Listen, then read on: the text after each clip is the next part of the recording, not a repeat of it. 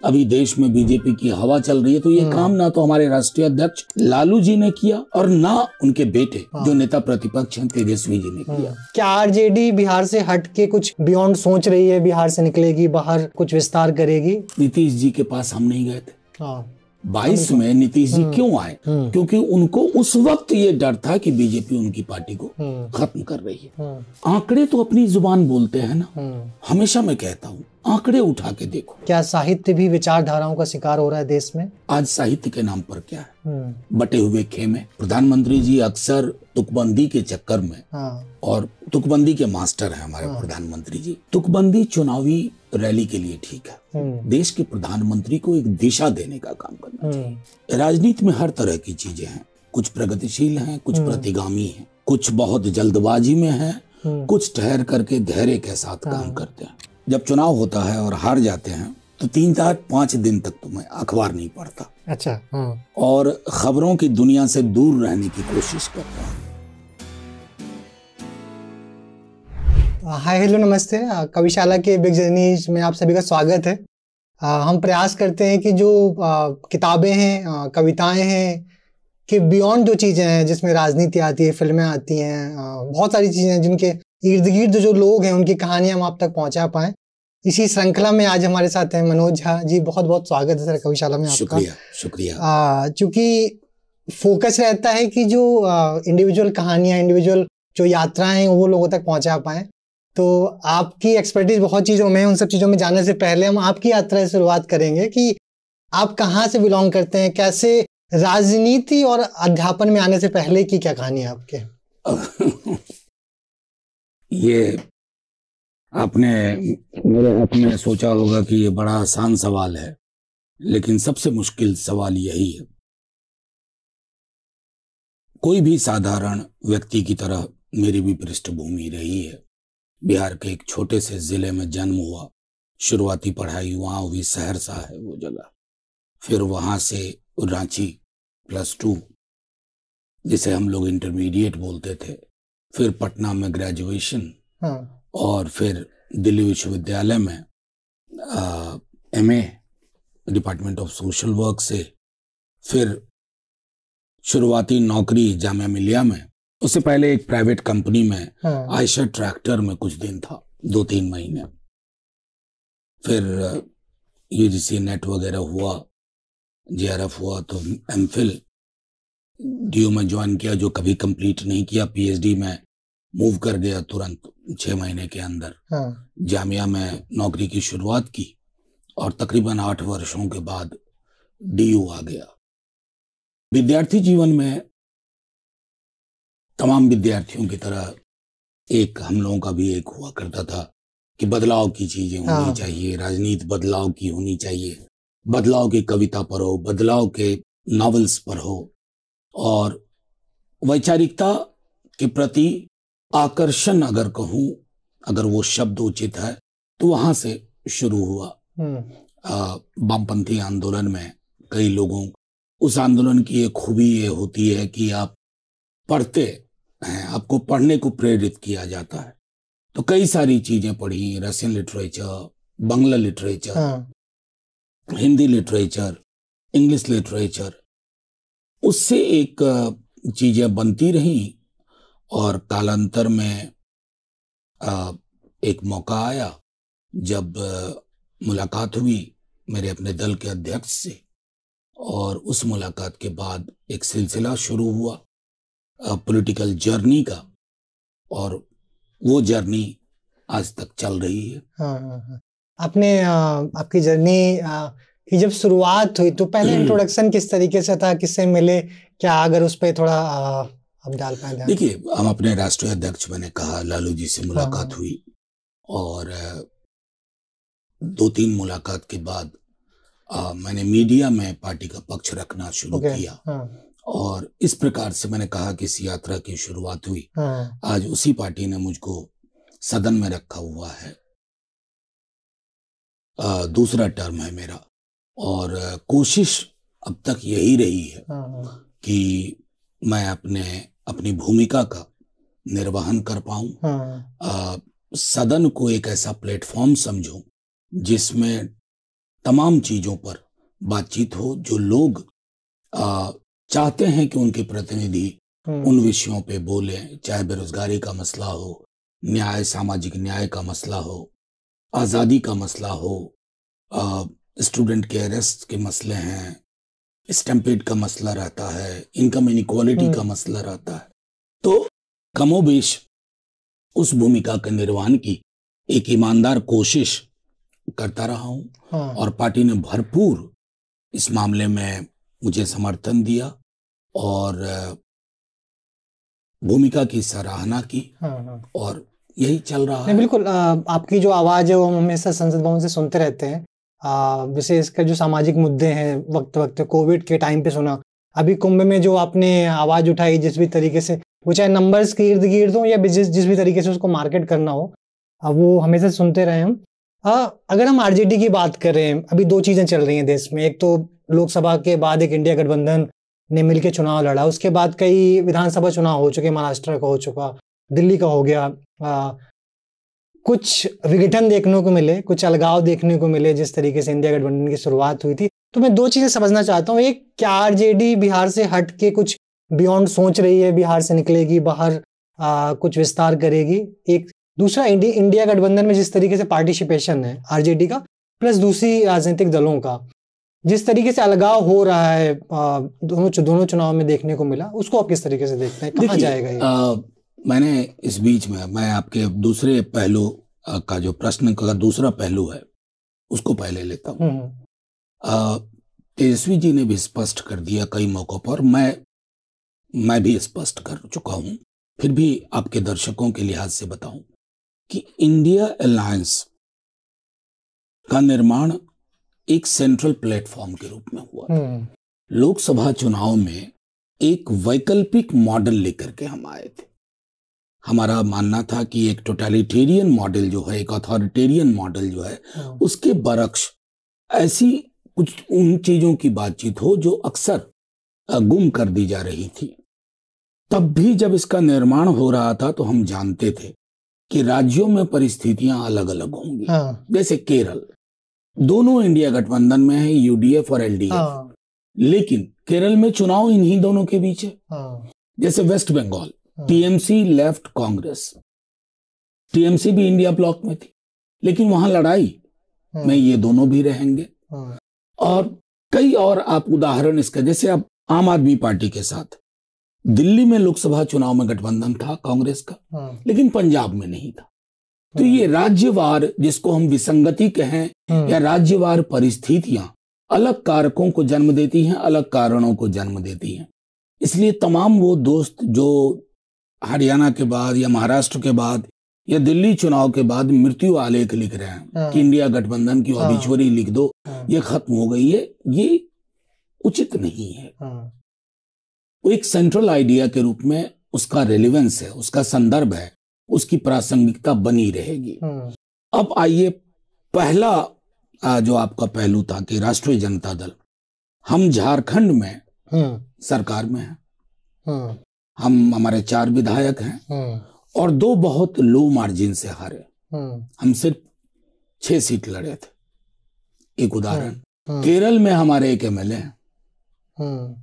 तो एक एक्सपेंशन का भी है, लेकिन हाँ, हमारी मूल जमीन बिहार की है, झारखंड में है, और उस मूल जमीन में जिन मूल्यों के साथ राष्ट्रीय जनता दल राजनीति में आई, इसका जन्म हुआ, अब तक आपको समझौता उससे नहीं दिखेगा कि उन मूल्यों को कॉम्प्रोमाइज करके हमने शॉर्ट टर्म पॉलिटिकल गेन के लिए ये तय कर लिया कि चलो साहब, अभी देश में बीजेपी की हवा चल रही है, तो ये काम ना तो हमारे राष्ट्रीय अध्यक्ष लालू जी ने किया और ना उनके बेटे जो नेता प्रतिपक्ष हैं तेजस्वी जी ने किया। चुनाव के नतीजे अपनी जगह होते हैं।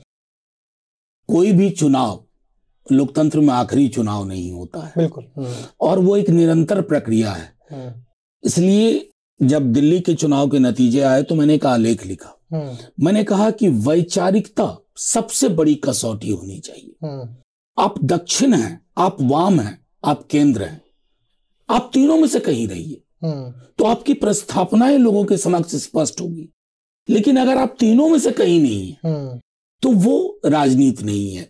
मतलब देश का चरित्र म्युनिसिपल चश्मे से नहीं देखा जा सकता। कोर संवैधानिक मूल्य जो है वो देखे जाएंगे। अच्छा, चाहे वो बिहार में हो, देश में भी हम लोग ये सुनते रहते हैं कि 50 साल इसकी सरकार रही, देश में क्या हुआ। सेम वे पे बिहार में हम सुनते हैं कि जो अभी जिसकी सरकार है नीतीश जी, कई बार ऐसी आलोचना करते हैं, ऐसा आरोप लगाते हैं कि बिहार जो पिछड़ा है वो आपकी सरकार में पिछड़ा है ना। उसको आगे लाने में बहुत प्रयास करना पड़ेगा, बहुत काम करना पड़ेगा। तो जिस तरीके की आलोचना है उसका आरजेडी किस तरीके से जवाब देती है? मेरा सीधे तौर पे कहना है कि कोई भी आलोचना तथ्यपरक होनी चाहिए। मैं अगर ये कहूं कि आई हेट यू, तो ये एक स्टेटमेंट, कारण होने चाहिए बिल्कुल। उसके कारण क्या है, आप मुझसे घृणा क्यों करते हैं। और आंकड़े तो अपनी जुबान बोलते हैं ना। हमेशा मैं कहता हूं आंकड़े उठा के देखो। अगर आप कंपेयर कर रहे हैं 2005 से पूर्व के, तो देश की आर्थिक व्यवस्था को भी देखिए। देश की इकोनॉमी का साइज क्या था, क्योंकि उसी साइज से ना राज्य बनेंगे। क्योंकि India is A union of states. जब हम यूनियन ऑफ स्टेट्स कहते हैं तो इसको एक तार में देखना आवश्यक है। तो लॉ एंड ऑर्डर ले लीजिए, डेवलपमेंट लीजिए, और बिहार को लेकर के तो हमारा मानना, एक शिक्षक के रूप में भी मैं कहूं, औपनिवेशिक काल से बिहार विक्टिम रहा है। मैं इसे एक पीड़ित राज्य मानता हूं। अपने उपनिवेशवादी दौर में, औपनिवेशिक दौर में और बाद में भी बड़ा लोगों को सहज लगा कि बिहार से लेबर सप्लाई होती है, तो कैपिटल कहीं और कंसंट्रेट कर रहा है, लेबर की मूवमेंट वहां आ रही है। और अक्सर मैं लाइटर वेन में कहता हूं, इसलिए हमारी ट्रेनों के नाम देखिएगा आप, श्रमजीवी, श्रम शक्ति, जनसाधारण। अक्सर इस तरह के ट्रेन आपको दूसरे राज्यों में नहीं दिखे, हमारे राज्य में, क्योंकि उसमें भर भर करके तो पलायन, गरीबी, केंद्र की जो एक नजर होनी चाहिए उसका अभाव बिहार ने हमेशा झेला है। इसलिए बिहार को उसके ऐतिहासिक परिप्रेक्ष्य में देखा जाए। परसेप्शन अलग चीज है, लालू जी हो या तेजस्वी जी हो, हमने कभी एजेंसी हायर नहीं किया कि तुम मेरी इमेज बिल्डिंग कर दो, मेरा ब्रांड बना दो। हमारा हमेशा ये यकीन रहा कि अल्टीमेटली झूठ के दिन बहुत नहीं होते हैं, और वो चीजें अब धीरे धीरे लोगों के बीच बिहार में जा रही हैं। और लोग देख रहे हैं कि बंदा 1.25 साल के लिए सरकार में आया 22 में, लेकिन नौकरी का कमिटमेंट आज, इसलिए हमारे विरोधी भी ये नहीं कह पाएंगे, क्योंकि नौकरी मतलब तेजस्वी। ये विरोधी भी कहते हैं यार नौकरी तो दिया, ये तो मानना पड़ेगा, इतनी नौकरी एक साथ नहीं मिली थी। ये फर्क हम ला रहे हैं। अभी कुछ समय पहले सुनने को मिला था, या लालू जी के शायद स्टेटमेंट था कि अगर नीतीश जी आना चाहे तो स्वागत है। क्या कुछ ऐसा देखने? नहीं, देखिए असल में क्या है ना कि हम लोग आज ऐसे दौर में रह रहे हैं। एक उदाहरण पहले दूंगा तब। अभी परसों एक खबर आई कि ट्रंप ने कहा कि यूएसएड का इतना गया इंडिया को, और गवर्नमेंट बदलने के लिए, शायद किसी और के लिए लोग तीर ले बैठे, बड़े बड़े लोग चढ़ गए, अरे तो कांग्रेस और अपोजिशन को फंडिंग थी। अब आज एक दैनिक में आ गई खबर कि ये तो बांग्लादेश के लिए था, इंडिया के लिए था ही नहीं। तो ट्रंप को तो मान सकते हैं, ढाका और दिल्ली का फर्क उनको नहीं पता होगा। बहुत बड़े नेता है ना, दादा हैं पूरी दुनिया के। अक्सर वही होता है कि मीडिया वाले जाकर के लालू जी का चरित्र देखिए। जिन लोगों ने उन पर मुकदमे भी किए ना, अगर वो वापस उनके दरवाजे पे दस्तक दिए कि हम आना चाहते हैं आपके साथ, उन्होंने दरवाजा खोल दिया। उस संदर्भ में लोग, पत्रकार महोदय, भाषा और भाव का अंतर नहीं समझ पाए। अब बार बार कह रहे हैं आप उनको क्या करिएगा, क्या करिएगा, तो भाषा कुछ और निकली, भाव कुछ और था, और उसके बाद सारी चीजें स्पष्ट हो गई। हमने तो नीतीश जी के पास हम नहीं गए थे। 22 में नीतीश जी क्यों आए? क्योंकि उनको उस वक्त ये डर था कि बीजेपी उनकी पार्टी को खत्म कर रही है। उस डर को मिटाने के लिए आए। मुझे स्मरण है तेजस्वी जी ने कहा कि ये पता नहीं, लेकिन अगर मुझको नौकरी के लिए फ्री हैंड मिलेगा तभी मैं हाँ कहूंगा, और वो मिला। तो मैं ये कहना चाहता हूं आपके माध्यम से कि इस तरह की चीजें, ये बेईमानी है। वैचारिकता राजनीति की सबसे बड़ी कसौटी है। आप चुनाव जीतें, आप चुनाव हारें, लेकिन वैचारिकता अगर आपके अंदर नहीं है, नीतीश जी के साथ क्या हुआ है, बेहद अच्छे इंसान है लेकिन वैचारिकता कहाँ है। आप 13 में जो कह रहे थे आज उसी को जुटला रहे हैं। निरंतरता होनी चाहिए ना, जिसको हम कंसिस्टेंसी कहते हैं। कभी उधर जाते हैं तो कहते हैं इधर नहीं आएंगे, इधर आते हैं तो कहते हैं उधर नहीं जाएंगे, मर जाएंगे मिट जाएंगे वगैरह वगैरह।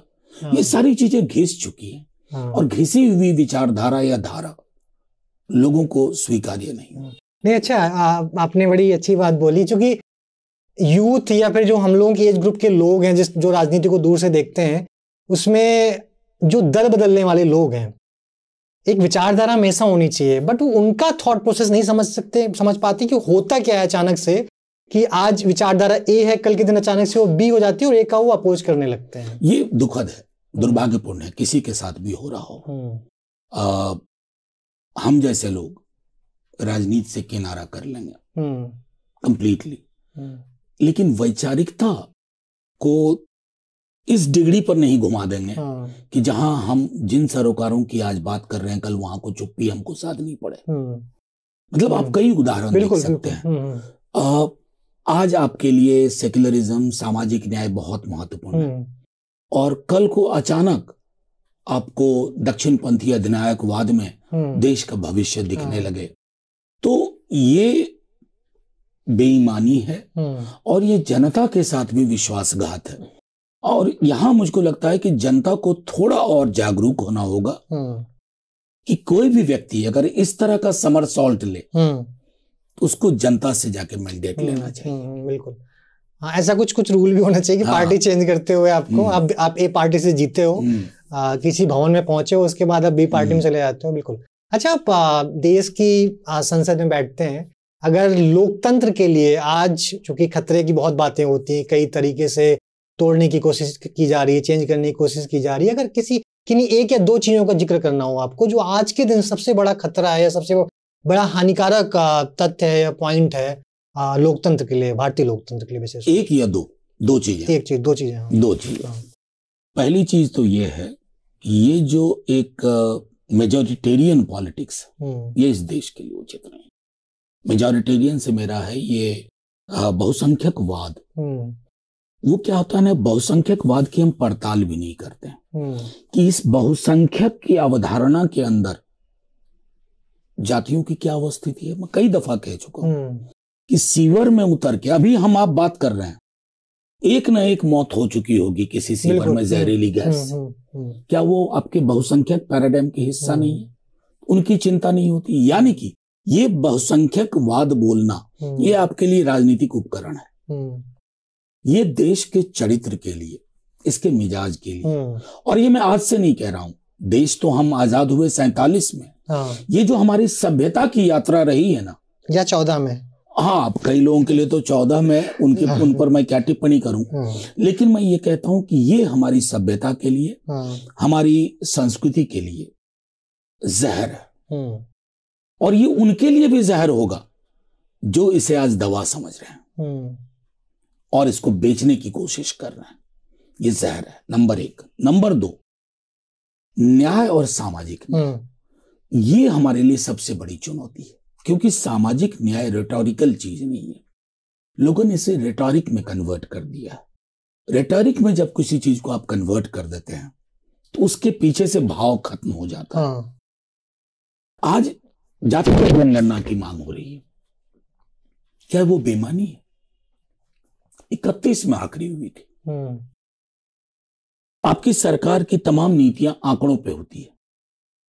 क्या सरकार के पक्ष में ये आंकड़े नहीं जाएंगे कि सरकार अपनी नीतियों को सही घर तक पहुंचता देख सके? और उसके लिए आवश्यक है कि आपके पास समकालीन वैज्ञानिक आंकड़े हो। ये दो एक ऐसी चुनौती मैं मानता हूं अपने देश के समक्ष।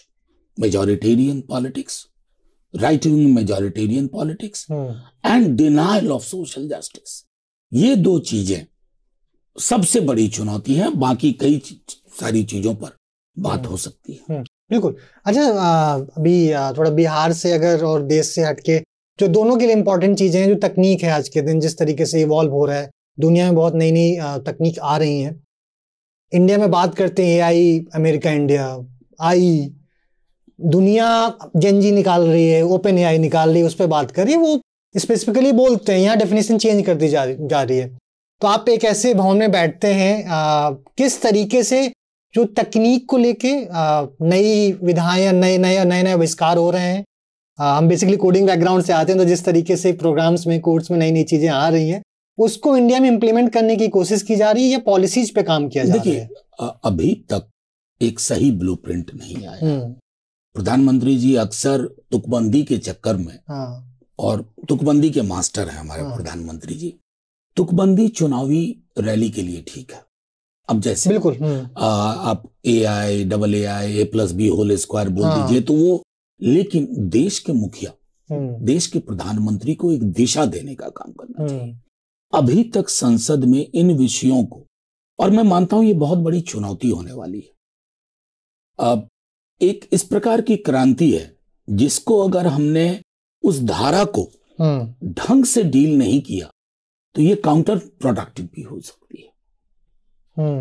मतलब कई सारी चीजें अगर इसकी सही चाक चौबंद व्यवस्था नहीं की तो ये प्राइवेसी के सवाल को ये करेगा।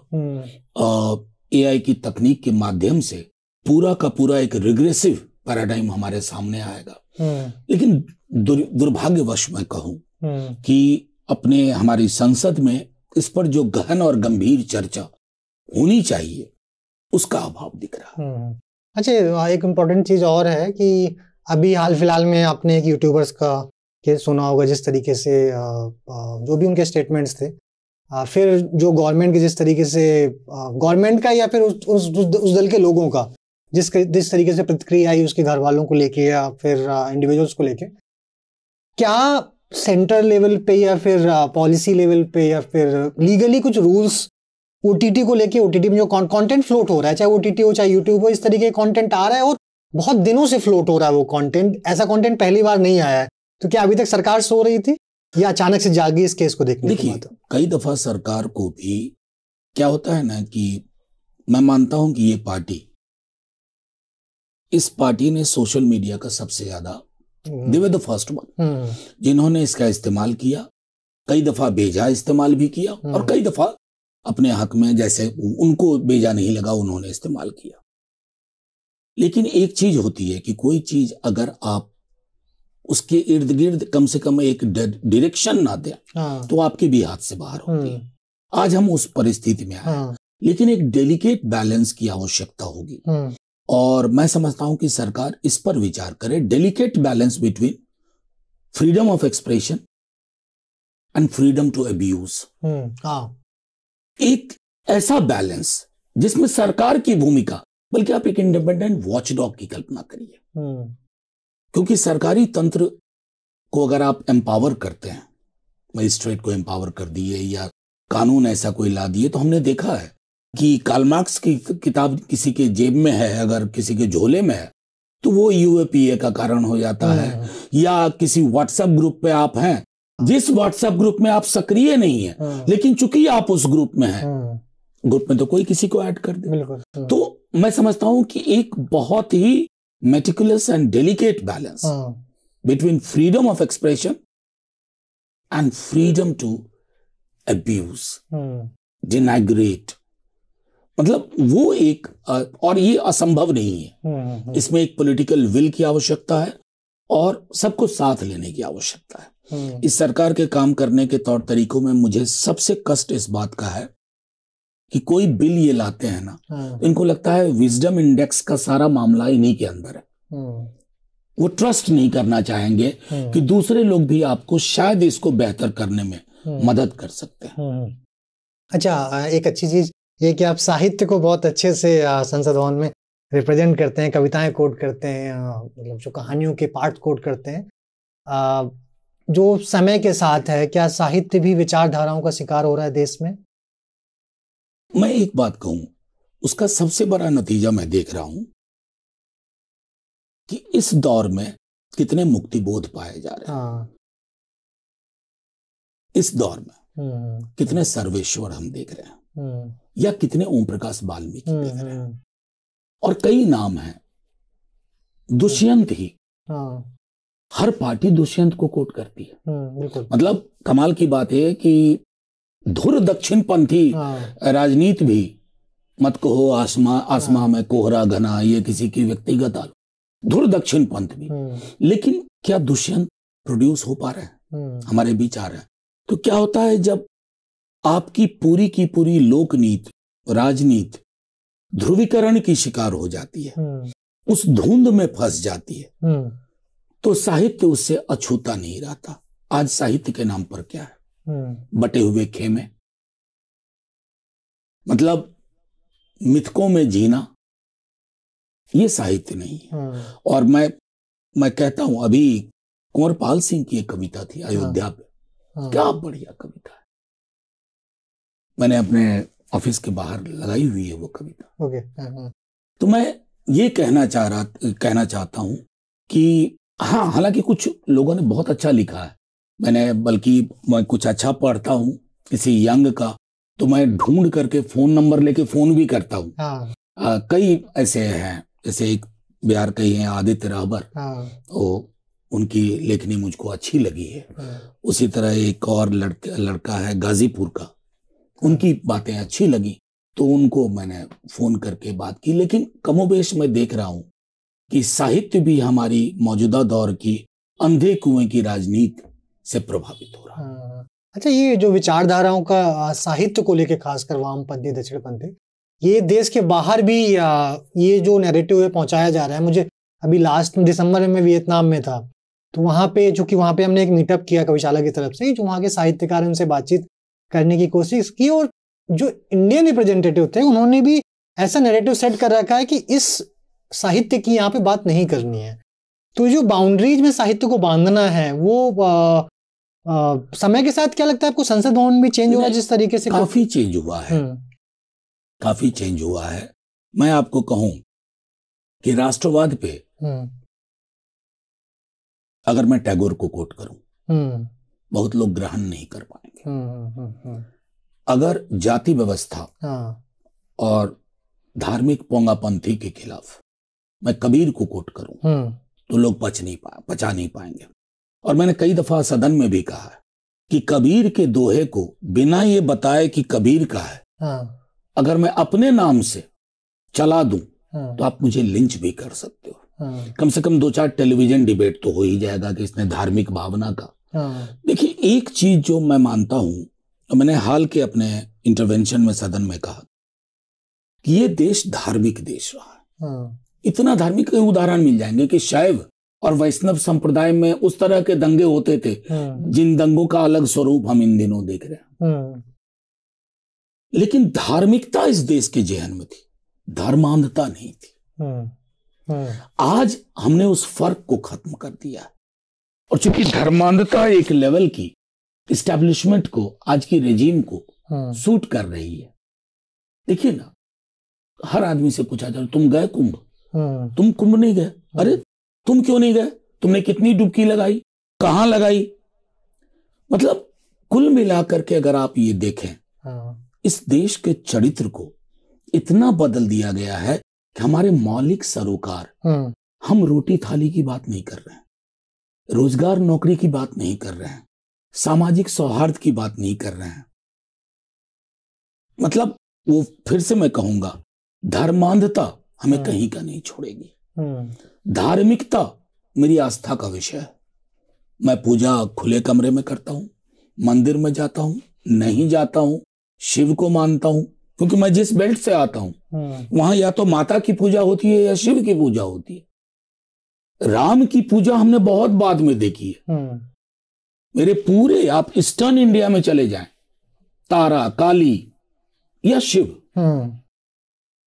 तो ये विविधता जो थी, इस तरह की धर्मांधता, उस विविधता पर भी आघात। क्या लगता है आपको, एक इसके पर बेसिकली सभी लोग मानते हैं ईश्वर को, मंदिर को, मस्जिद को, सभी लोग जिनकी आस्था है वो लोग मानते हैं। वो चाहे इसके पहले अयोध्या रहा हो, अयोध्या के बाद कुंभ रहा। क्या लगता है आगे क्या होगा? तो कोई भी जो इस प्रकार के, जो आपका सवाल था कि क्या होगा आगे, मैं आशावादी हूं। मेरा मानना है कि कोई भी प्रतिगामी विचारधारा हमेशा के लिए नहीं होती है, क्योंकि व्यक्ति या विचारधारा अमृत पी के नहीं आया। उसका सैचुरेशन अपने देश में भी पहुंच रहा है। अगर आप पिछले चुनाव के नतीजे देखें, लोकसभा के नतीजे भले उनके पक्ष में हो गए, अल्टीमेटली दो सपोर्ट जेडीयू और टीडीपी का रहा हो, लेकिन वो जो एक इनकी एक्सपेक्टेशन थी कि ये वाला जो मसाला है, ये जो कॉकटेल है, ये हमें 400 पार पहुंचाएगा, तो जनता की मैच्योरिटी ने उस पर झटका दिया, उनको झटका दिया, एक संदेश दिया, और हमें भी एक संदेश दिया। हमें संदेश ये दिया कि संविधान की प्रस्तावनाओं को लेकर के आप लोगों की कि ये जो यात्रा है ये यहीं तक उचित नहीं है, इसको और आगे ले जाइए, इसको वर्नाकुलराइज करिए, इसको लोगों तक ये ले जाइए कि समता के लिए कैसे घातक है, समानता के लिए कैसे, न्याय के लिए कैसे, वगैरह वगैरह, और आपके ओवरऑल सरोकार क्या है। इसलिए मैं आशावादी हूं कि ये चक्का जिस दिशा में जा रहा है उससे विपरीत दिशा में है। हाँ बिल्कुल। मुझे शायद मैं यूपी कल बजट भी देख रहा था कि कुछ अब दूसरे स्थान के लिए, कुछ मंदिर के लिए एक एडिशनल बजट भी अलॉट हो रहे हैं, तो हो सकता है कुछ अगला उनका पर्पज हो। अच्छा, हमेशा ना ये थोड़ा अभी चेंज हो रहा है कुछ समय के बाद में, हम जब भी आपसे या फिर और दूसरे दलों के जो रिप्रेजेंटेटिव हैं जिनसे थोड़ा बात करना अच्छा लगता है, उनसे बात की तो उनसे समझने की कोशिश की कि जो युवाओं को राजनीति को लेकर हमेशा से एक निगेटिविटी उनके दिमाग में रहती थी, क्या वो चेंज हो रही है? क्योंकि आप राजनीति में अंदर हैं, क्या इस तरीके के जो युवा का इंटरेस्ट है राजनीति की तरफ बढ़ रहा है? मैं देखिए, बढ़ रहा है घट रहा है इस पर कोई वैज्ञानिक आंकड़ा तो है नहीं, लेकिन युवाओं के अंदर एक सिनिसिज्म मैं देखता हूं राजनीति को लेकर के। राजनीति में हर तरह की चीजें हैं, कुछ प्रगतिशील हैं, कुछ प्रतिगामी हैं, कुछ बहुत जल्दबाजी में हैं, कुछ ठहर करके धैर्य के साथ काम करते हैं। युवाओं के बगैर किसी भी देश की राजनीति की कल्पना मुश्किल है, लेकिन युवाओं को भी यह तय करना होगा, और वो तय करते भी हैं, कि संवैधानिक मूल्यों के आधार पे उन्हें किस विकल्प के लिए काम करना चाहिए। मतलब कोई चीज सिंपली कि आज पॉपुलर है, पॉपुलैरिटी इंडेक्स नहीं दिखना चाहिए। मतलब लोकप्रिय है तो मैं चलो इसी बैंडवैगन में चला जाता हूं। विश्व इतिहास बताता है कि जो चीजें 10-12 साल बहुत लोकप्रिय होती है, जिनकी कोई आलोचना संभव नहीं है, जिन व्यक्तियों की पूजा के अलावा आपके पास कोई विकल्प नहीं है, उन व्यक्तियों का भी अवसान होता है, उन विचारधाराओं का भी अवसान होता है, क्योंकि लोकप्रियता लोकतंत्र में एकमात्र मानक नहीं है। एक खास परिप्रेक्ष्य में उदाहरण लीजिए, एक साबुन जिसका विज्ञापन बहुत अच्छा है, अच्छे फिल्म एक्टर एक्ट्रेस झरने के नीचे नहाते हुए उस साबुन का प्रचार करता है। कुछ वर्ष वो साबुन चलता है, फिर लोगों को लगने लगता है कि अरे यार बाकी साबुन से ये तो उतना अलग नहीं है, फिर कोई नया साबुन आ जाए, उसका प्रचार। तो मेरा सिर्फ इतना कहना है कि लोकप्रियता पैमाना नहीं। हमारे पास एक किताब है भारत का संविधान, उसमें जो कुछ नहीं देखना है, प्रियम्बल के आधार पर आप स्वविवेक से निर्णय लें।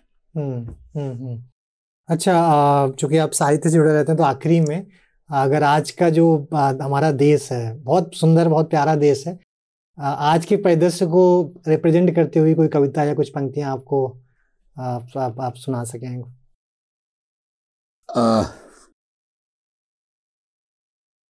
आज के परिप्रेक्ष्य को समझते हुए एक कविता मैं सर्च करूंगा थोड़ा, एक मिनट का,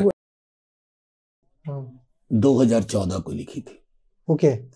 तब मैं सदन में नहीं था, सक्रिय राजनीति में नहीं था। मैं देखता हूँ, हाँ, ये उस चुनाव के बाद लिखा था।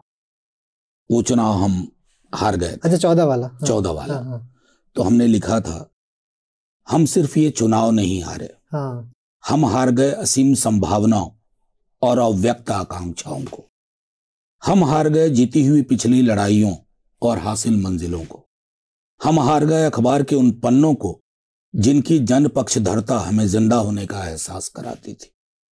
हम हार गए उन तमाम छोटी मोटी जगहों को अपने गांव और शहरों में जहां चंदू सिर्फ हिंदू नहीं था और ना ही सुलेमान सिर्फ मुसलमान।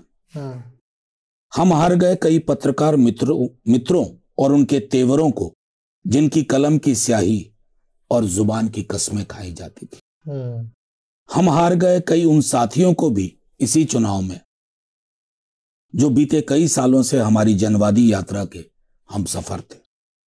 हम हार गए उन खूबसूरत सपनों को भी इसी दौर में, जिनकी तामीर हमारा साझा सरोकार था और हमारी मोहब्बत की वजह भी।